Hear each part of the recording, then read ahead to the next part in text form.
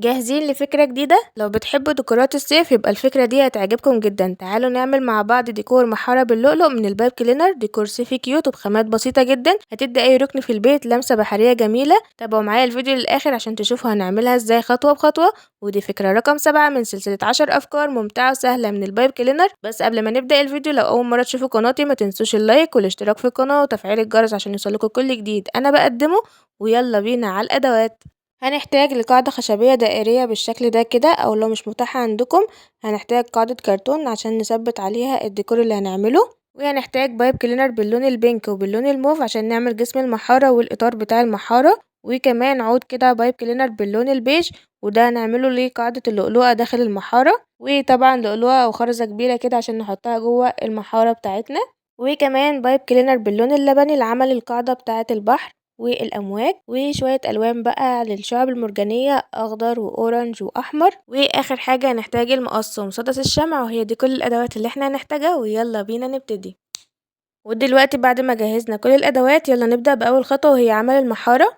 هجيب عود بايب كلينر باللون البينك وأقصه بالنص باستخدام المقص. بعد كده هجيب عودين كمان واتنيهم على بعض كده بالشكل ده، واقسم كل واحد منهم بالمقص كده علشان يبقى معايا 6 قطع متساوية بنفس الطول. وهجيب نص واحدة كمان زيادة علشان يبقى معايا في النهاية 7 قطع علشان نعمل محارة كده حجمها متوسط. حابين حجم المحارة يكون صغير بتقللوا 2 من الأجزاء دي، أو بتزودوا 2 لو انتوا حابين حجمها يكون كبير. بعد كده همسك ال7 أجزاء دول كده، هتني كل قطعة بالنص بالشكل ده كأني بعمل شكل 8. أهم حاجة وأنا بتنيها تكون متساوية كده بنفس الطريقة دي كده عشان كلهم يبقوا بنفس الطول اللي انتوا شايفينه ده.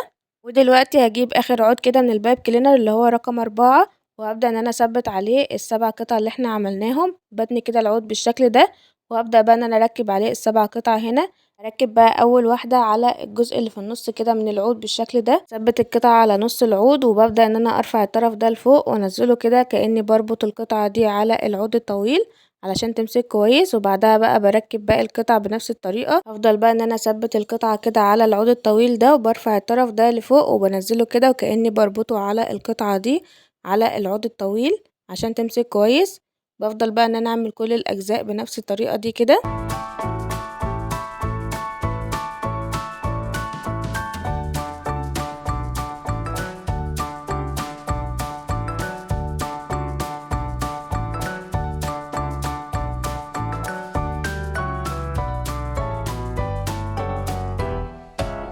بعد ما ربطت كل القطع كده على العود الطويل، هبدأ بقى انزل الطرف الطويل ده كده لتحت والطرف التاني بالشكل ده.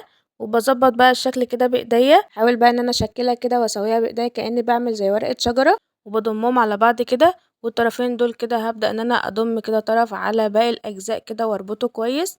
والطرف الطويل التاني ده كده برضو هبدأ ان انا كده اربطه على باقي الاجزاء بالشكل ده علشان ما تفكش مني وتبقى متماسكة كده وشكلها كويس. وبايديا كده بعمل زي تجويف كده كأني بعمل المحارة. ودلوقتي عشان اعمل اطار للمحارة هجيب عود بايب كلينر باللون الموف، وهجيب بقى عود شيش طاووق او اي عصاية مارشميلو رفيعة زي دي كده. وهبدأ بقى ان انا الف عليها العود بالكامل. بثبت طرف عود البايب كلينر اللي باللون الموف ده كده على طرف العصاية بتاعة المارشميلو دي، وهبدأ بقى ان انا الف العود بالكامل كده. بعد كده اطلعها من العصاية واشدها بهدوء بقى علشان يفضل العود محتفظ بالتموجات اللي موجودة فيه. وهستخدم مسدس الشمع واثبت البايب كلينر الموف ده حوالين المحارة بالكامل عشان يدينا اطار مموج. اول حاجة كده بحط نقطة شمع كده على بداية المحارة من فوق، وبثبت العود كده من النص على المحارة بالشكل ده، وبضغط بايديا كده عشان تثبت معايا كويس. وبعد كده هلزق باقي الاطراف على المحارة بالشكل ده. بحط كده نقطة شمع كده على الجنب ده كده، وهثبت الطرف ده من هنا كده بالشكل ده. والطرف التاني برضو هبدأ ان انا اثبته كويس على الجنب التاني. بعد ما لزقت الاطار بالكامل على المحارة اتبقى معايا الطرفين الطوال دول. هبدأ بقى ان انا اشيل واحدة منهم كده بالمقص بالشكل ده، وهجيب كده مسدس الشمع عشان اقفل باقي فينش المحارة من تحت كده. وبعد ما لزقتها كويس كده هبدأ بقى اشيل الزيادات. وده كده شكل المحارة بعد ما خلصتها. كررت نفس الخطوات وعملت واحدة تانية بنفس الطريقة عشان يبقى معايا الجزء التاني من المحارة بالشكل ده كده. ودلوقتي هنعمل قاعدة اللؤلؤة. هجيب عود بايب كلينر باللون البيج وابدأ ان انا الفه كده بشكل دائري. بجيب العود والفه حوالين نفسه كده كأنه دايرة، وانا بلفه كده بضيق اللفة كويس. واخر طرف من العود بتنيه لورا كده علشان اثبت بيه الدايرة وما تفكش مني. بعد كده هجيب مسدس الشمع وهجيب قاعدة المحارة وهحط جواها نقطة شمع كده واثبت عليها الدايرة اللي عملناها باللون البيج بالشكل ده في النص كده، وهرجع احط نقطة شمع تانية فوق القطعة اللي باللون البيج اللي احنا ثبتناها دي، وبعد كده هنثبت عليها اللؤلؤة بالشكل ده كده في النص. ودلوقتي بقى هنثبت القوقعتين في بعض او المحارتين دول في بعض كده بالشكل ده، بحط نقطة شمع وبثبتهم بايديا كده بالشكل ده، وبحاول ان انا افتحها كده فتحة بسيطة كده زي ما انتوا شايفين كده. ده شكلها بعد ما نشفت.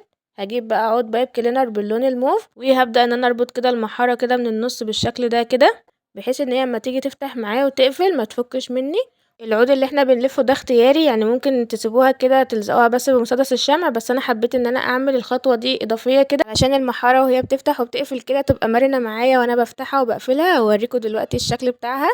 بصوا ده كده بقى شكلها اهو، شايفين شكلها بقى حلو ازاي ومرنة كده في الفتح والقفل. نحطها بقى كده على جنب وهنبدأ نعمل القاعدة بتاعة البحر. نجيب بقى قطعة كرتون مدورة كده أو قطعة خشبية زي دي لو متاحة عندكم، وهنجيب بقى البايب كلينر اللي باللون اللبني وهنلف أول عود كده زي دايرة كده حوالين نفسه. بنبدأ ان احنا نلفه كده داير زي ما اتعودنا، في آخر طرف من العود بنقفل بيه الدايرة بالشكل ده كده. بعد كده بقى هنجيب مسدس الشمع ونحط نقطة شمع كده على القاعدة الخشبية دي وهنثبت عليه الدايرة اللي عملناها بالشكل ده كده. وباستخدام مسدس الشمع هجيب عود تاني كده وهبدأ ان انا اكمل بقية الشكل كده بتاع الدايرة بالشكل ده كده.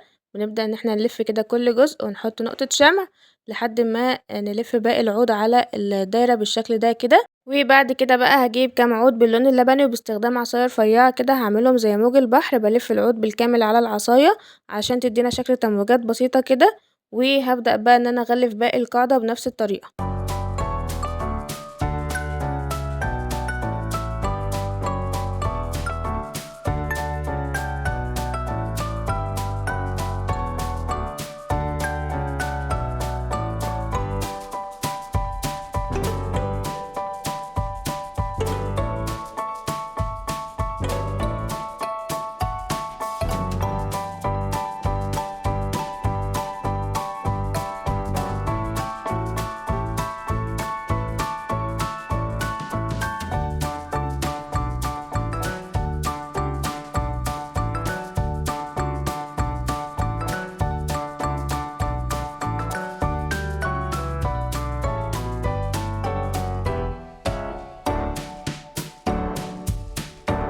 وده كده شكلها بعد ما اتغلفت بالكامل، بقى شكلها حلو قوي وكأنها كده قطعة من أمواج البحر.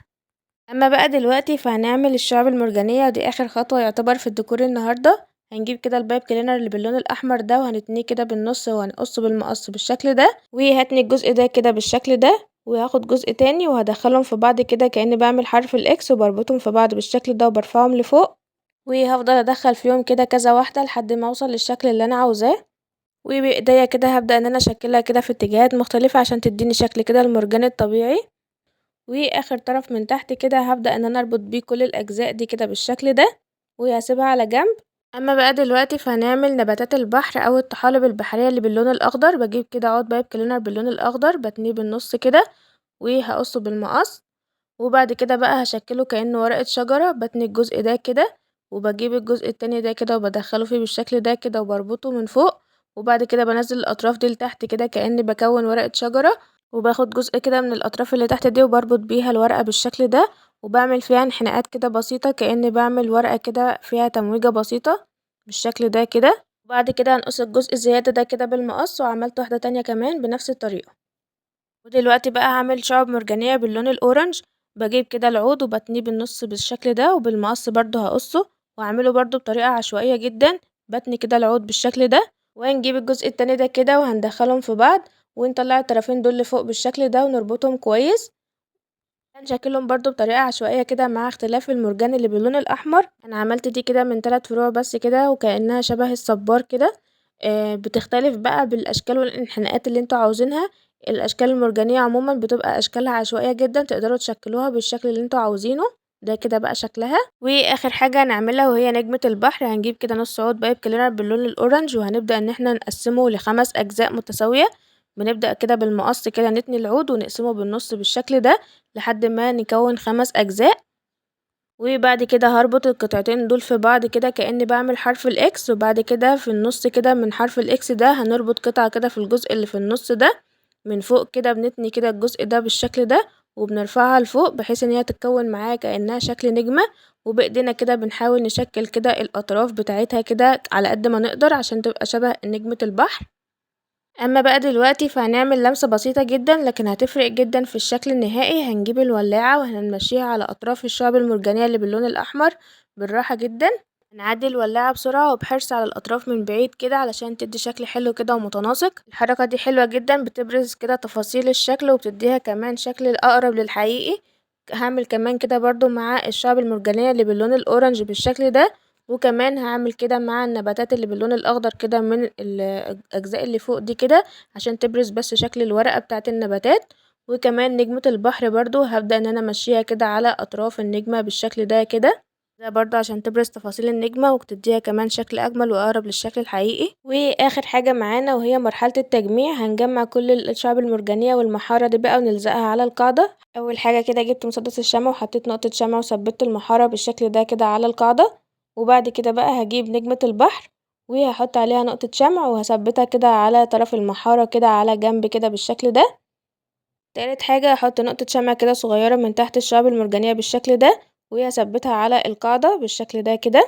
وهجيب النبات اللي باللون الاخضر ده وهبدأ ان انا اثبته برضو بنقطة شمع كده وهثبته تحت الشعب المرجانية بالشكل ده كده بطريقة عشوائية جدا. وبعد كده هجيب الشعب المرجانية اللي باللون الاورنج ده وهبدأ ان انا كده احط في القاعدة كده نقطة شمع بالشكل ده وهثبتها كده في النص ما بين المحارة والشعب المرجانية اللي باللون الأحمر بحيث ان الألوان تكون متداخلة كده كأنها طبيعية كده جوه البحر. وهجيب برضو النبات اللي باللون الأخضر ده وهثبته كده بالشكل ده على القاعدة من ورا كده. ترى وده الشكل النهائي، ديكور صيفي بسيط شكله تحفة وجميل جدا. قولولي ايه رأيكم؟ ينفع بقى تزيني بيه مكتبك او رف في اوضتك او كمان ممكن تعمليه كده فكرة مشروع مربح او هدية لطيفة جدا لصحابك اللي بيحبوا فصل الصيف. بصوا قد ايه الالوان طالعة متناسقة مع بعض، شايفين التفاصيل شكل المحارة مع الشعب المرجانية ونجمة البحر والنباتات خلت الديكور شكله حيوي جدا وجميل. عاجبني قوي شكل المحارة باللون البينك مع الاطار الموف ده، واللؤلؤة شكلها كيوت قوي بجد شكلها تحفة. قولولي ايه رأيكم في الكومنتات في الديكور القمر ده. كده نكون وصلنا لنهاية الفيديو، يا رب يكون الفيديو عجبكم تكونوا استفدتوا منه كده واتسليتم وانتوا بتعملوا معايا الفكرة القمر دي. لو عجبكم بقى فكرة النهاردة ما تنسوش تدعموني بلايك واشتراك في القناة وتفعيل الجرس على علامة الكل عشان يوصلكوا اشعار مني بكل جديد انا بقدمه. واستنوا مني فكرة جديدة في رقم 8 من سلسلة 10 افكار ممتعة وسهلة من البايب كلينر. اشوفكم على خير في فيديو جديد وفي فكرة جديدة، بحبكم جدا، سلام.